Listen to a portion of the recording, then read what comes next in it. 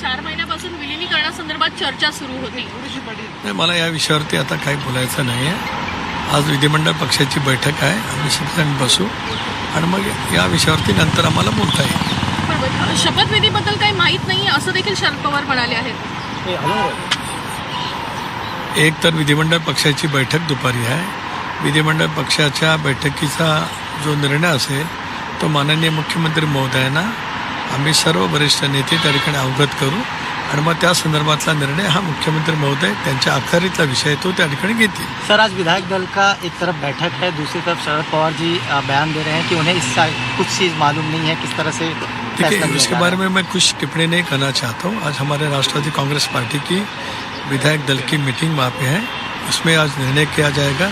उसके बारे में हम राज्य के मुख्यमंत्री जी जो उनका अधिकार है उनको इसके बारे में हम अवगत करेंगे. शपथविधीसाठी पवार साहेबांना काय बोलवलं जाणार आहे का? पवार साहेबांना शपथविधीसाठी काय बोलवलं? सर, उन्होंने विलीनीकरण का भी एक बड़ा बयान दिया है कि दोनों साथ में काम करेंगे. शरद पवारांना साहेब सर्वांना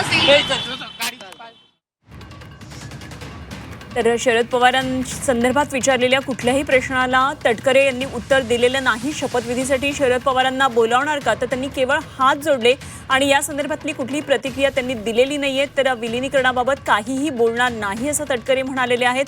तर सुनील तटकरे प्रफुल्ल पटेल यांच्या आता भेटीसाठी चाललेले आहेत. त्यामुळे काय नेमके राष्ट्रवादीमध्ये सगळ्या या घडामोडी पुढच्या काही कालावधीमध्ये घडणार हे बघणं खूप महत्त्वाचं ठरणार आहे. आज फक्त गटनेता निवड होणार असल्याचं सुनील तटकरे यांनी म्हटलंय. तर विलिनीकरणाबाबत आता काहीही बोलणार नाही असं त्यांनी म्हटलेलं आहे.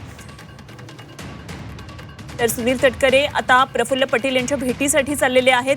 एकत्रीकरणासंदर्भात सध्या बरेच मतप्रवाह येत आहेत आणि यामध्ये विशेषतः शरद पवार गटातील सर्वच महत्त्वाचे नेते आहेत ते एकत्रीकरणाबाबत अनुकूल होते आहेत असं एकंदरीतच दिसतं आहे.